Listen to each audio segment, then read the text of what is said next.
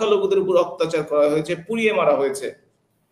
আর গত অগাস্ট থেকে এবছর জুলাই পর্যন্ত 1 বছরে ডকুমেন্টেড 637 জনকে মব লিঞ্চিং এর মাধ্যমে হত্যা করা হয়েছে। কোন সরকার নিষিদ্ধ করেছে? তাদের আইনগত বৈধতা কি? তারা যে একটি জুলাই ঘোষণাপত্র দিয়েছে, সেই ঘোষণাপত্রের স্তরে স্তরে আওয়ামী লীগকে সমালোচনা করা হয়েছে। 18 কোটি মানুষের মধ্যে বাংলাদেশ আওয়ামী লীগের সমর্থন 7 কোটি 8 কোটির পর্যায়ে।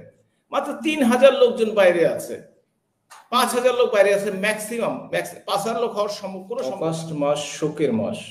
এই মাসটিতে আমরা জাতির পিতা বঙ্গমাতা সহ বঙ্গবন্ধু পরিবারের 18 জন সদস্যকে হারিয়েছি।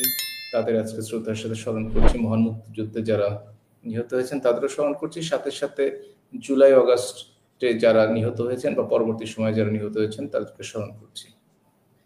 আপনি জিজ্ঞাসা করেছেন ট্রেনিং এর কথা। আসলে আমি এই ব্যাপারটি সম্পূর্ণ অবহিত নই, তবে পত্রিকায় দেখেছি যে একজন জনৈক মেজর অ্যারেস্ট হয়েছেন এবং তিনি নাকি ষড়যন্ত্র করছেন, এবং এটাও পত্রিকায় দেখলাম যে তিনি তার কর্মস্থল থেকে 150 দিন অনুপস্থিত ছিলেন, এবং তার স্ত্রী একজন এসপি সমমর্যাদার অফিসার, তিনিও নাকি 150 দিন কর্মস্থল থেকে ঠিক অনুপস্থিত ছিলেন। আমি সত্যিকার ভাবে অবাক হয়ে যাই, দেশটি চলছে কিভাবে?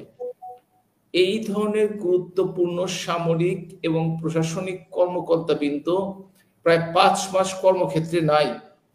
সরকারের পক্ষ থেকে না কোনো তদন্ত করা হয়েছে, না কোনো কারণ দর্শানোর নোটিশ হয়েছে, না তাদেরকে খুঁজে বের করার চেষ্টা করা হয়েছে কোথায় আছে।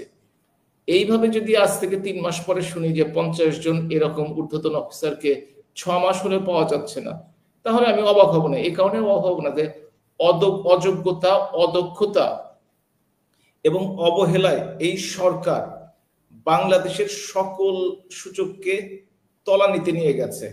আইন শৃঙ্খলা থেকে শুরু করে বিচার ব্যবস্থা নিয়ন্ত্রণ করা, সাংবাদিকদের উপর হয়রানি, সাংবাদিকদেরকে জেলে নেওয়া, হত্যা মামলা দেওয়া থেকে শুরু করে গ্রেফতার করা থেকে শুরু করে এমন কিছু নেই যে করেনি।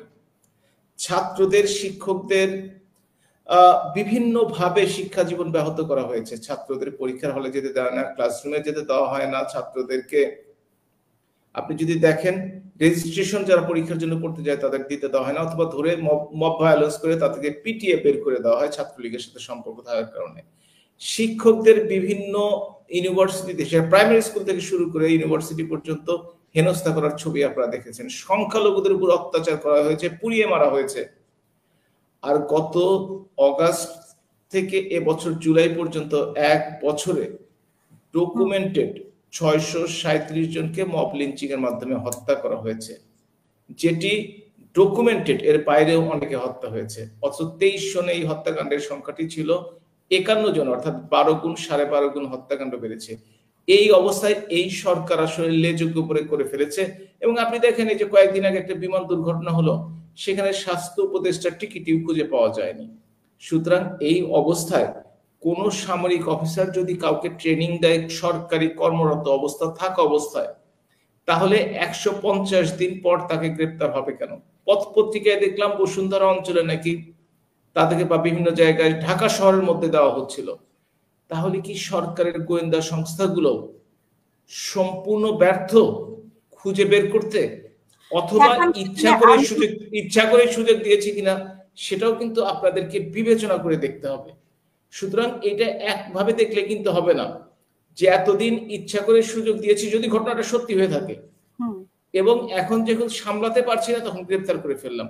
এবং আপনি একটা ব্যাপার খেয়াল করে দেখবেন, ওনাকে কিন্তু এখন পর্যন্ত বাংলাদেশের আইন অনুযায়ী পুলিশের হাতে হস্তান্তর করা হয়নি, সেনা হেফাজতে রাখা হয়েছে। তার অর্থ এমন হতে পারে যে এর সাথে শুধু উনি জড়িত না। আর এটা তো অবভিয়াস, যদি এই ধরনের ঘটনা ঘটে থাকে একজন মানুষের পক্ষে কখনোই করা সম্ভব হয় না তার ঊর্ধ্বতন কর্তৃপক্ষের ইঙ্গিত ছাড়া। তাহলে ঊর্ধ্বতন কর্তৃপক্ষ কারা, তাদেরকেও তো আসলে দেখার দরকার আছে। তবে এই ঘটনা যে সত্য সেটা সম্বন্ধে আমি সন্দিহান, কারণ 150 দিন পরে যখন বিভিন্ন নাটক সাজানো হয়, বিভিন্ন ষড়যন্ত্র করা হয়, তখন এর সত্যতা নিয়ে প্রশ্ন উঠতেই পারে। তাহলে আওয়ামী লীগ হলে তাদের উপর অত্যাচার করলে আইনগতভাবে বৈধ, আর্মিদের কর্মী সমর্থককে খুন করা হলে আইনগতভাবে বৈধ, এটাই তো আপনি বলতে যাচ্ছেন? আমি হিন্দু মুসলমান বৌদ্ধ খ্রিস্টান বাদ দিয়ে দিলাম, তাদের আপনি বলেছেন তাদের করার রাইট আছে, তাদের কোনো কার্যকলাপ। বাংলাদেশ আওয়ামী লীগকে কে নিষিদ্ধ করেছে? কে নিষিদ্ধ করেছে? কোন সরকার নিষিদ্ধ করেছে? তাদের আইনগত বৈধতা কি? তারা যে একটি জুলাই ঘোষণাপত্র দিয়েছে, সেই ঘোষণাপত্রে স্তরে স্তরে আওয়ামী লীগকে সমালোচনা করা হয়েছে, বিষোদ্গার করা হয়েছে। কিন্তু মিথ্যা তথ্যের সমাহার যদি দেখে থাকেন আপনি যদি তার 19 নম্বর পয়েন্টে যান, দেখবেন লেখা আছে তৎকালীন প্রধানমন্ত্রী পদত্যাগ করার পরে নতুন সরকার দায়িত্বভার গ্রহণ করে। আজকে পর্যন্ত কি পদত্যাগপত্র দেখাতে পেরেছে কোন সরকার? আজকে পর্যন্ত 1 বছর 3-4 দিন হয়ে গেল, বা আরো বেশি, 7 দিন হয়ে গেল প্রায়। আর তার 20 এবং 21-এ দুটো কথা লেখা আছে, আপনি যদি পড়ে থাকেন তাহলে দেখবেন লেখা আছে যে 106 অনুচ্ছেদ দিয়ে মাধ্যমে সুপ্রিম কোর্টের বিচারপতিদের সমন্বয়ে সিদ্ধান্তের মাধ্যমে এই সরকার গঠিত হয়েছে। সেই ডকুমেন্টটি কি দেখতে পারবেন? কারণ প্রধান বিচারপতি সেনাবাহিনীর ভাষ্য মতো তখন তিনি সেনা হেফাজতে ছিলেন, এবং ইকবালুর রহিম তিনি সেনা হেফাজতে ছিলেন। তার স্বাক্ষর, উপস্থিতি, ভিডিও প্রেজেন্স কেউ কি কখনো দেখাতে পারবেন বা আজকে পর্যন্ত দেখিয়েছেন? এই ডকুমেন্টটি চেয়েছে একজন আইনজীবী বারবার রিড করে, আজকে পর্যন্ত সেই ডকুমেন্টটি দেখানো হয়েছে কিনা? যে সরকারের কোনো আইনের ভিত্তি নেই, যে নির্দেশটি কোর্টের মাধ্যমে আসেনি, আমি আওয়ামী লীগের ব্যাপারে বলছি, ছাত্রলীগের ব্যাপারে, সেই নির্দেশটি যারা দিল তারাই বৈধ কিনা সেই বৈধতার আগে প্রমাণ হোক, তারপরে তারা যে সিদ্ধান্তগুলো নেবে সেটা তো তার পরের ব্যাপার, তার আগে নিয়ে কোনো আলোচনা হতে পারে না।